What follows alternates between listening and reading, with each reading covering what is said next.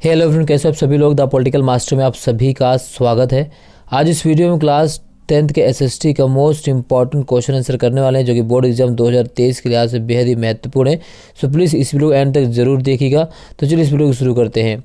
तो सबसे पहला क्वेश्चन दोस्तों जो इंपॉर्टेंट वो है, विकेंद्रीकरण से आप क्या समझते हैं। जी हाँ, विकेंद्रीकरण से आप क्या समझते हैं। तो विकेंद्रीकरण का अर्थ होता है ऐसी व्यवस्था जिसमें सत्ता को विभिन्न सरकारों के मध्य बांटा जाता है। जी हाँ, ऐसी व्यवस्था, ठीक है, ऐसी व्यवस्था जिसमें सत्ता को विभिन्न सरकारों के मध्य बांटा जाता है, इसे विकेंद्रीकरण कहते हैं। जैसे भारत में सत्ता को 3 भागों में बांटा गया है, केंद्र सरकार, राज्य सरकार और पंचायती राज व्यवस्था। ठीक है, यानी आप उसे कह सकते हैं स्थानीय शासन व्यवस्था। ठीक है, अगला क्वेश्चन है, किस आधार पर संसाधनों का वर्गीकरण संभावित संसाधन, विकसित संसाधन, भंडार और संचित कोष में किया जाता है। तो वो आधार क्या है, तो वो आधार है विकास के स्तर के आधार पर। जी हाँ, वो क्या आधार है, वो आधार है विकास, ठीक है, विकास के स्तर के आधार पर। ठीक है, स्तर के, विकास के स्तर के आधार पर। ठीक है ना। नेक्स्ट क्वेश्चन जो पूछा गया है, विभिन्न देशों राज्यों की भी तुलना का पैमाना बताइए। तो विभिन्न देशों राज्यों की भी जो तुलना की जाए तो उसका पैमाना है, उसे हम कहते हैं प्रति व्यक्ति आय। क्या कहते हैं, प्रति व्यक्ति आय। ठीक है, प्रति व्यक्ति आय। नेक्स्ट है, सार्वजनिक क्षेत्र के सभी उपक्रम अपने इस्पात को किसके माध्यम से भेजते हैं। तो सार्वजनिक क्षेत्र के सभी उपक्रम अपने इस्पात को सेल के माध्यम से भेजते हैं। किसके माध्यम से, सेल के माध्यम से भेजते हैं। भारत के दक्षिणी भाग में स्थित एक मुख्य बंदरगाह का नाम बताइए जो एक अंतर्राष्ट्रीय वायु पत्तन भी है। तो वो बंदरगाह जो एक अंतर्राष्ट्रीय वायु पत्तन भी, उसका नाम है चेन्नई। क्या नाम उसका, चेन्नई। ठीक है। नेक्स्ट, अनुबंधित श्रम को किस वर्ष समाप्त किया गया। तो अनुबंधित श्रम को समाप्त किया था 1921 में। अथवा क्वेश्चन पूछा गया है, 20वीं सदी में हथकरघा कपड़े के उत्पादन में वृद्धि के क्या कारण थे। तो वृद्धि के कारण थे नई तकनीक। जी हाँ, क्या कारण थे, नई तकनीक आने से, नई तकनीक आने के कारण। ठीक है। अगला है, चौल से आप क्या समझते हैं। क्या, चौल से आप क्या समझते हैं। तो मुंबई में गरीबों के लिए बना हुआ एक कमरे का बहुमंजिला मकान, ठीक है, उसे चौल कहा जाता है। ठीक है। अगला क्वेश्चन है, बेगार का क्या अर्थ है। तो बेगार का मतलब होता है बिना मजदूरी दिए श्रमिकों को काम करने के लिए मजबूर करना या बाध्य करना, उसे बेगार कहा जाता है। क्वेश्चन नंबर 8 है, बाल्कन क्षेत्र की विशेषताओं को लिखिए। तो बाल्कन क्षेत्र की क्या क्या विशेषता है। तो यूरोप के दक्षिणी पूर्वी भाग को, ठीक है, क्या कहते थे, यूरोप का जो है, यूरोप का जो दक्षिणी पूर्वी भाग है ना, दक्षिणी पूर्वी भाग, ठीक है, यूरोप का दक्षिणी पूर्वी भाग को प्रथम विश्व युद्ध तक बाल्कन क्षेत्र कहा जाता था। अगर इस क्षेत्र की बात करें तो इस क्षेत्र में भौगोलिक और जातीय विविधताएं बहुत अधिक थी और इसके अंतर्गत आधुनिक Albania, Bulgaria, Romania, Croatia, Bosnia, Herzegovina, Macedonia, Greece, Slovenia और मोंटेनेग्रो आदि आते थे। इस क्षेत्र के लोग विभिन्न भाषाएं बोलते थे और स्लाव सबसे प्रभावशाली समूह था। तो क्वेश्चन पूछा जा सकता है कि जो है बाल्कन क्षेत्र का सबसे प्रभावशाली समूह कौन था। तो वो था स्लाव जनजाति। कौन थी, वो थी स्लाव। तो इस तरह से भी क्वेश्चन पूछा जा सकता, देश भी पूछे जा सकते। बाल्कन क्षेत्र में कौन कौन देश शामिल थे। तो इसमें आपका अल्बानिया था, बुल्गारिया, रोमानिया, ठीक है, क्रोशिया, बोस्निया, हर्जेगोविना, ये सारी चीज़ें। अगला है, वियतनाम की आर्थिक वृद्धि में मुख्य बाधाएं क्या थी। तो वियतनाम की आर्थिक वृद्धि में मुख्य बाधाएं थी, सबसे पहले बाधाएं थी जनसंख्या की वृद्धि, तीव्र दर है ना, जो जनसंख्या वहाँ पर ज़्यादा तेज गति से बढ़ रही थी।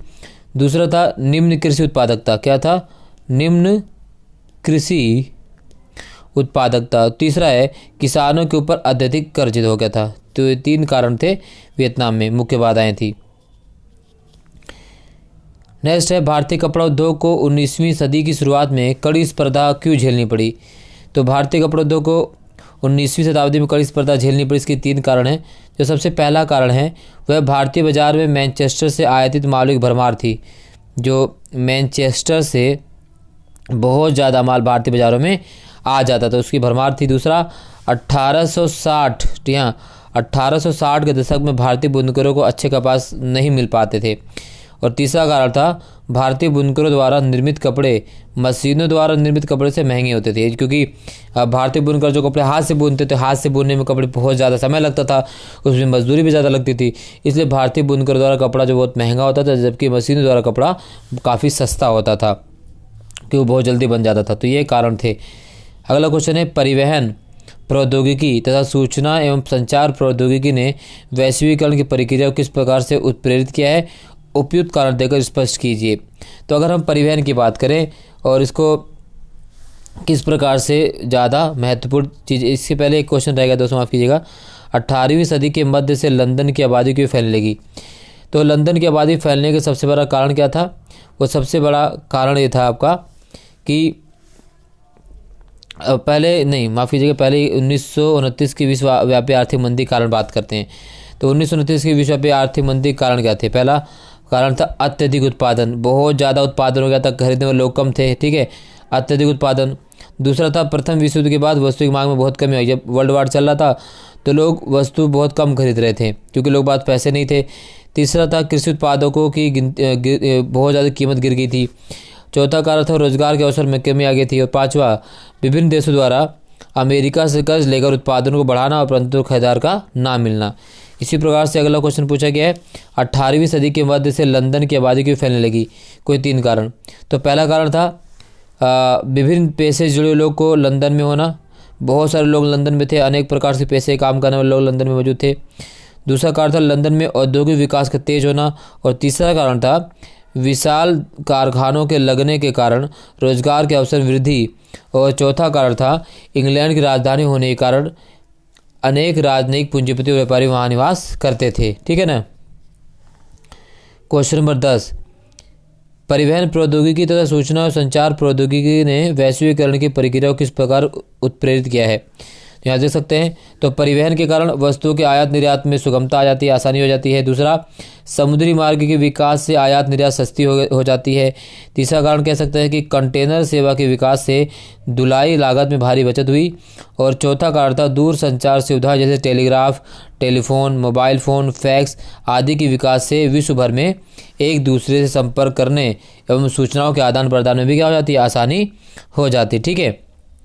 ये सारी चीज़ें हैं। इसके बाद अगर हम बात करें क्वेश्चन नंबर 11, भूमि निम्नीकरण की समस्या के समाधान के कोई 3 उपाय बताइए। तो क्या उपाय हो सकता है। पहला, वृक्षारोपण को बढ़ावा देने, वृक्ष लगाना। दूसरा कारण है पशुचारण के लिए उचित चारागाह की व्यवस्था करना। तीसरा है औद्योगिक अवशिष्टि को शोधन के बाद छोड़ना। और चौथा कारण है शुष्क और अर्ध शुष्क क्षेत्रों में कंटीले झाड़ियों को लगाना, ठीक है ना। उसके बाद आपका औद्योगिक अवस्थिति को प्रभावित करने वाले प्रमुख, यह क्वेश्चन है, ऊर्जा हमारे आधुनिक जीवन की एक अपरिहार्य आवश्यकता है। 3 उदाहरण देकर इसकी व्याख्या कीजिए। तो ऊर्जा की अगर हम बात करें तो राष्ट्रीय अर्थव्यवस्था के प्रत्येक क्षेत्र जैसे कृषि हो गया, उद्योग हो गया, परिवहन, वाणिज्य आदि के लिए ऊर्जा की आवश्यकता होती है।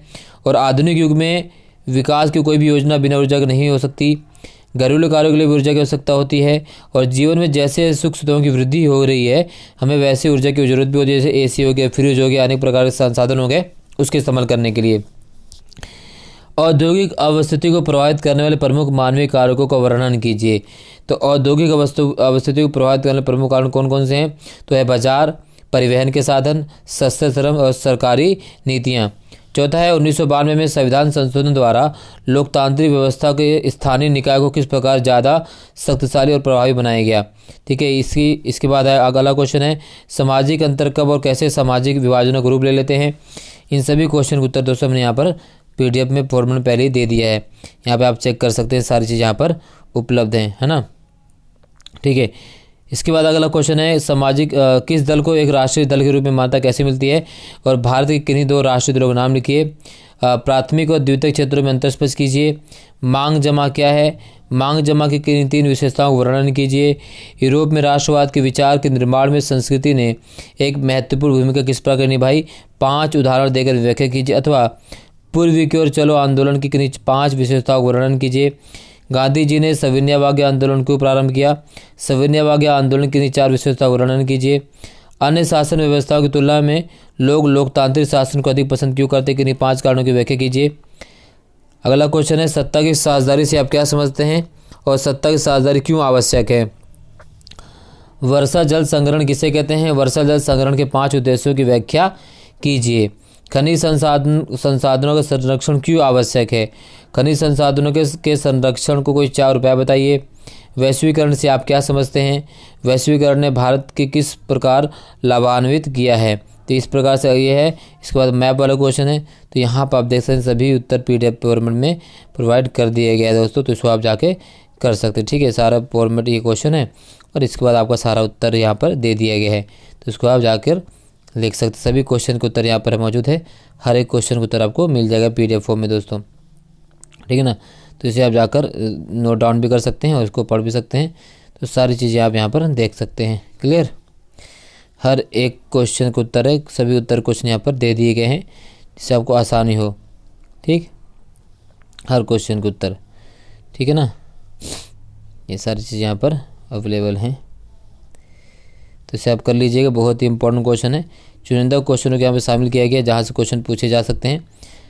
तो इंपॉर्टेंट क्वेश्चन आंसर की सीरीज में हम इसी तरह से इंपॉर्टेंट क्वेश्चन आप सभी के लेकर लाते रहेंगे, जो आपके एग्जाम के लिए बेहद ही उपयोगी सिद्ध होगा। तो इसे आप जरूर कीजिएगा, इससे बिना करे आप आगे मत बढ़िएगा, क्योंकि यहाँ से क्वेश्चन 100% आएंगे। ठीक है, इस 27 क्वेश्चन में से 10 क्वेश्चन तो आपको ऐसे सीधा डिक्टो आपके पेपर मिल जाएंगे, 10 मैं गारंटी स्वयं लेता हूँ। ठीक है, तो ये सारी चीज़ें आपको कर लेनी है। ठीक है, तो इस वीडियो में बस इतने दोस्तों। वीडियो अच्छी लगी हो तो लाइक शेयर कमेंट जरूर कीजिएगा। चैनल पर नए हैं तो चैनल को सब्सक्राइब करना बिल्कुल मत भूलिएगा। बेल आइकन को प्रेस कर दीजिएगा। बहुत बहुत धन्यवाद। जय हिंद।